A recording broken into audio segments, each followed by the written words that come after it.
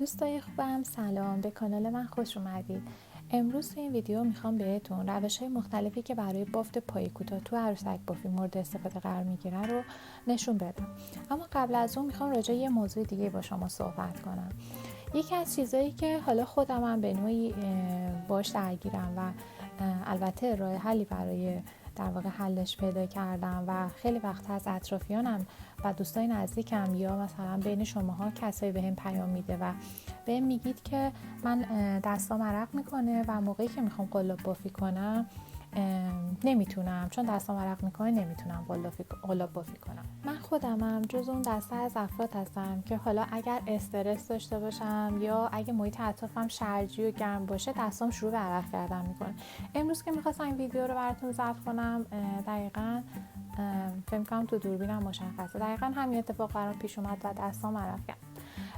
با خودم گفتم که امروز دیگه وقتشه که در مورد این قضیه با هم دیگه حرف بزنیم. حالا من اینجور مواقع خب معمولا سعی میکنم جای خنکی باشم که مثلا دیگه دستام عرق نکنه و اینا، ولی خب گاهی وقتا هم دیگه کاریش نمیشه کرد. حالا من راه حلی که برای خودم پیدا کردم اینه که از دستکش‌های نخی استفاده میکنم. اینم یه دستکش نخیه که فکر میکنم کسایی که تو اینستاگرام همراه من هستن میدونن که من این دستکش رو با رنگ طبیعی رنگ‌آمیزی کردم و برای اینکه یکم قشنگتر هم بشه روشو گلدوزی کردم. و من معمولا برای وقتایی که میبینم دستم یکم داره عرق میکنه و راحت نیستم قلاب بافی کنم دستکش دستم میندازم. خیلی وقتا دوستان بهم میگن که وای تو چطور مثلا قلاب بافی میکنی؟ من مثلا تو بین دوستام دارم کسایی که اونا هم دستشون عرق میکنه، من اصلا نمیتونم این کارو کنم، تو چجوری کار میکنی؟ خب بچه‌ها من اینجور مواقع دستکش نخی استفاده میکنم. خب حالا من دستکشمو دستم انداختم و امروز میخوام برای شما با دستکش قلاب بافی کنم. خب اولین و در واقع مرسوم ترین روش بافت پای کوتاه که توی قلاب بافی معمولی هم مورد استفاده قرار میگیره، یعنی نه فقط تو عروسک بافی بلکه تو قلاب بافی هم مورد استفاده قرار میگیره، به این شکل هستش که شما قلابتون رو داخل خونه میندازید، نخ رو با قلاب میگیرید در حالی که در واقع کانوای شما روی قلاب قرار میگیره. ببینید به این شکل کانوای شما روی قلاب قرار میگیره. نخ رو با قلاب میکشیم بیرون، دوباره نخ رو با قلاب میگیریم. توی این مرحله هم بازم این کانوایی که روی قلاب قرار میگیره و دوباره نخ رو با قلاب میگیریم، از هر دو خونه عبور میدیم. این روش معمولی هست که در واقع برای بافت پای کوتاه استفاده میشه. یک بار دیگه تکرار میکنم.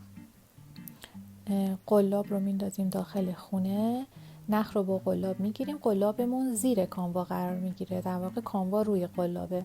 نخ رو با قلاب میگیریم میاریم بیرون، دوباره قلاب زیر کانوا قرار میگیره، نخ رو با قلاب میگیریم میاریم بیرون و به این شکل در واقع این معمول ترین روش بافت پای کوتاه هست که هم توی قلاب بافی های معمولی استفاده میشه هم توی عروسک بافی. خب این روشی که براتون توضیح دادم در واقع فکر کنم همتون هم با اون روش آشنایی دارید. از لحاظ ظاهری هم همونطور که میبینید شکل بافتمون یه در واقع ظاهر گندمی طور داره، یعنی شبیه عدد 7 فارسی میمونه از لحاظ ظاهری. ببینید بعد اینکه میبافیم طرح در واقع گندمی طور روی بافتمون ظاهر میشه. و اما روش دوم، ببینید من برای همه این مدل ها دارم از یک قلاب ثابت استفاده میکنم، یعنی شماره قلابمو تغییر نمیدم. از ضخامت کانوایی هم که میخوام استفاده کنم همشون یکسان. روش دوم اینه که خب شما بعد از اینکه قلاب رو داخل پایه میکنید، وقتی میخواید نخ رو با قلاب بگیرید، این بار به جای اینکه نخ روی قلاب یا کانوا روی قلاب قرار بگیره، قلاب روی در واقع کانوا قرار میگیره و نخ رو با قلاب میگیریم میاریم بیرون. توی مرحله بعد هم به همین شکل به جای اینکه قلاب بره زیر میاد رو، نخ رو با قلاب میگیریم میاریم بیرون. یک بار دیگه تکرار میکنم. قلاب میاد روی کانوا قرار میگیره، نخ رو با قلاب میگیریم میاریم بیرون، دوباره قلاب روی کانوا، نخ رو با قلاب میگیریم میاریم بیرون. قلاب رو داخل پایه میکنیم، داخل خونه میکنیم، قلاب میاد روی کانوا، نخ رو با قلاب میگیریم میاریم بیرون، دوباره قلاب روی، یعنی زیر کاموا نمیره، روشه نخ رو با قلاب میگیریم میاریم بیرون. توی این حالت از لحاظ ظاهر بافتمون هم محکم‌تر میشه، هم شکلمون شبیه زبدر میشه، یعنی طرح بافتمون شبیه زبدر میشه. حالا فکر میکنم که میتونید متوجه بشید از دوربین، شکل زبدر میشه. یعنی اگر حالا در انتها همه رو کنار هم میذارم که بهتر میتونید تشخیص بدید. توی این حالت که هر دو مرحله در واقع قلاب روی کاموا قرار میگیره، تو هر دو مرحله‌ای که میخوایم نخ رو با قلاب بگیریم قلاب رو قرار میگیره، شکل بافتمون خیلی منسجم و خیلی سفت و از لحاظ ظاهر هم شبیه زبدر. خب پس همونطور که متوجه شدید، بسته به این که ما موقعی که میخوایم نخ رو با قلاب بگیریم قلابمون زیر کاموا یا روی کاموا قرار بگیره، میتونه شکل در واقع بافتمون تغییر کنه. حالت سوم، چون دو مرحله است که ما نخ رو با قلاب میگیریم توی پای کوتاه، حالت سوم حالتیه که توی مرحله اول وقتی که قلاب میندازیم داخل خونه و میخوایم در واقع نخ رو با قلاب بگیریم، حالت مرحله اول قلاب روی کاموا قرار بگیره و تو مرحله دوم کاموا روی قلاب. مرحله اول قلاب روی کاموا، مرحله دوم کاموا روی قلاب. در واقع یکی از دو مرحله در واقع قلاب روی کامواست و مرحله دومش کاموا روی قلابه. این میشه حالت سوم. فکر میکنم بتونید خودتونم حدس بزنید که حالت در واقع چهارم به چه شکل است. پس قلاب روی کاموا، کاموا روی قلاب، قلاب روی کاموا، کاموا روی قلاب. علاوه ظاهر بافت تقریبا شکل زبدر میمونه بافتمون همونطور که میبینید، ولی به اندازه حالتی که هر دو مرحله قلاب روی کاموا قرار بگیره سفت و محکم نمیشه بافت. یعنی بافتمون به اندازه اون حالت فشرده نیست. خب همونطور که احتمالاً تا الان دیگه خیلیاتون هم حدس زده باشید، حالت چهارم اینه که توی مرحله اولی که میخوایم نخ رو با قلاب بگیریم کاموا روی قلاب قرار بگیره و تو مرحله دوم قلاب روی کاموا. این حالت چهارم اینه، کاموا روی قلاب، قلاب روی کاموا، کاموا روی قلاب، قلاب روی کاموا.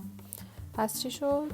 حالت چهارم اینه که تو مرحله اول کاموا روی قلابه، تو مرحله دوم که میخوایم نخ رو با قلاب بگیریم قلاب روی کامواه. از لحاظ ظاهر بافت این بیشتر شبیه حالتیه که توی هر دو مرحله ما در واقع کاموامون روی قلاب قرار بگیره. بیشتر حالت گندمی یا شکل هفت داره، زبدری نیستش. خب بچه ها همونطور که میبینید من هر 4 تا حالت رو بافتم، از همشون با یه دستور بافت بافته شده، دستور بافت یه کره کوچیکه. و اینجا حالا میخوام براتون یه جمع‌بندی کنم از اینکه هر کدومشون چه شکل شمایلی دارن، سفتی و شلی کار چجوریه و ظاهرشون رو با هم ببینیم و یه مقایسه از هر جهت با هم دیگه داشته باشیم. اولیش این رنگ کرم رنگه، خب که برای بافت این یکی توی مرحله اولی که نخ رو با قلاب میخوایم بگیریم کاموامون روی قلاب قرار میگیره، توی مرحله دومم باز هم کاموا روی قلاب قرار میگیره. همونطور که میبینید ظاهر بافت حالت گندمی شکل یا وی شکل داره، بافتمون خیلی شلتر و نرمتره و یه کوچولو هم حالا بستگی به شماره قلاب هم داره البته، ولی خب یه کوچولو هنوز میشه سوراخ‌های هم روش دید. این در واقع همون حالت پای کوتاهی هست که خیلی استفاده میشه و علاوه بر مثلا حالا عروسک بافی و اینا توی قلاب بافی هم از این مدل پای کوتاه استفاده میشه. توی هر دو مرحله پس در واقع کاموای ما روی قلاب قرار میگیره. دومین حالتیه که توی بافتمون هم تو مرحله اول نخگیریه و هم تو مرحله دوم قلابمون روی کاموا قرار میگیره. توی این حالت بافتمون تقریبا حالت زبدری داره و خیلی فشرده و منسجمه. علاوه سایزی اگر بخواید مقایسه کنید با این حالت کاملا پیداست که این حالت سایز کوچکتری رو در واقع به ما میده و بافتمون کلا فشردگی بیشتری داره. علاوه اینکه ظاهر مرتب تری هم بافت داشته باشه، این حالتی که در واقع در واقع قلاب ما روی کانوا قرار میگیره، حالتیه که خیلی ظاهر تر و تمیزتری داره در واقع بافتمون یا اون پای کوتاهایی که میبافیم. حالت سوم که رنگ سبز روشنه در واقع حالتیه که توی مرحله اولی که میخوایم نخ رو با قلاب بگیریم قلابمون روی کانوا قرار میگیره، ولی توی مرحله دوم کانوامون روی قلاب قرار میگیره. علاوه ظاهر بافت این هم تقریبا ضربدری شکله، یعنی خیلی به این حالت نزدیکه که در واقع توی هر دو مرحله نخگیری قلاب روی کانوا قرار میگیره، ولی خب یکم شلتره و همینطور که میبینید علاوه سایزی هم یه مقدار بزرگتر از این حالته. خب چهارمی هم حالتیه که تو مرحله اولی که میخوایم نخ رو با قلاب بگیریم کانوامون روی قلاب قرار میگیره، ولی تو مرحله دوم کانوامون زیر قلابه یا در واقع قلابمون روی کانوا قرار میگیره. این هم از لحاظ ظاهر بافت تقریبا وی شکل یا شبیه عدد 7 فارسی یا همون گندمی ماننده، خیلی ظاهر شبیه به همین حالت در واقع بافت عادی هست که در واقع پای کوتاه زده میشه، یعنی حالتی که توی هر دو مرحله کانوا روی قلاب قرار میگیره، ولی خب از لحاظ ابعادی یه مقدار کوچیک‌تره اگر مقایسه‌ای داشته باشیم و یه مقدار بافت فشرده‌تری نسبت به حالت عادی در واقع پای کوتاه زدن داره. خب از لحاظ ظاهر بافت اگه بخوام یه مقایسه‌ای داشته باشیم، ببینید این دوتا بافتی که هر دوشون تو مرحله اول نخگیری کانوا روی قلاب قرار میگیره هر دو شکل گندمی یا وی شکل دارن، ولی این دوتایی که هر دوشون تو مرحله اولشون قلاب روی کانوا قرار میگیره هر دو شکل ضربدری طور دارن. من خودم راستش از این هیچ وقت استفاده نکردم تا حالا. خب از اینکه قدیما خیلی مرسوم بود از این روش برای عروسک بافی استفاده میکنن، الانم مرسوم هست هنوز، ولی حالا این دو مدل و خیلی بیشتر این حالت، یعنی حالتی که توی هر دو مرحله ما در واقع قلابمون روی کانوا قرار میگیره خیلی مرسومه و بیشتر پترنایی که بافنده الان طراحی میکنن با این طرح‌ها عروسکاشون بافته میشه، چون هم خیلی باف منسجم‌تره هم ظاهر تمیزتری داره.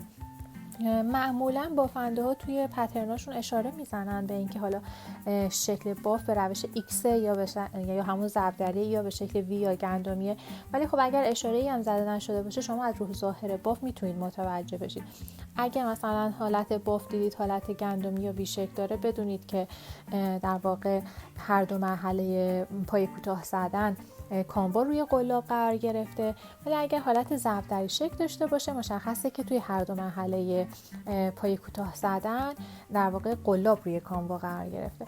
حالا اینکه بین اینکه شما این یا این رو انتخاب کنید بستگی به خودتون داره، خیلی با هم تفاوت ندارن این دوتا، یعنی اونی که هر دو مرحلهش قلاب روی کانوا قرار میگیره و اونی که فقط مرحله اولش قلاب روی کانوا قرار میگیره، هر دوشون تقریبا شبیه هم لحاظ ابعادی هم لحاظ فشردگی یه کوچولو با هم تفاوت دارن، ولی خب بین این دوتا این یکم کوچیک‌تره سایزش، این بزرگتره. این همون حالتیه که هممون بلدیم و پای کوتاه رو به این روش میزدیم همیشه و فکر میکنم که این در واقع مورد استفاده قرار نمیگیره، فقط برای اینکه این حالت رو هم دیده باشیم من بافتم. خب حالا شما به من بگید که شما کدوم یکی از این روش رو ترجیح میدید؟ با کدوم روش شما تا حالا عروسک بافی میکردید و به نظرتون کدوم روش برای بافت عروسک مناسب تره؟ برام کامنت بذارین و نظر خودتون رو به من بگین. خیلی ممنون که تا انتهای ویدیو با من همراه بودین. امیدوارم که این ویدیو رو دوست داشته باشین، براتون مفید باشه و ازش استفاده کنین. فعلا خداحافظ.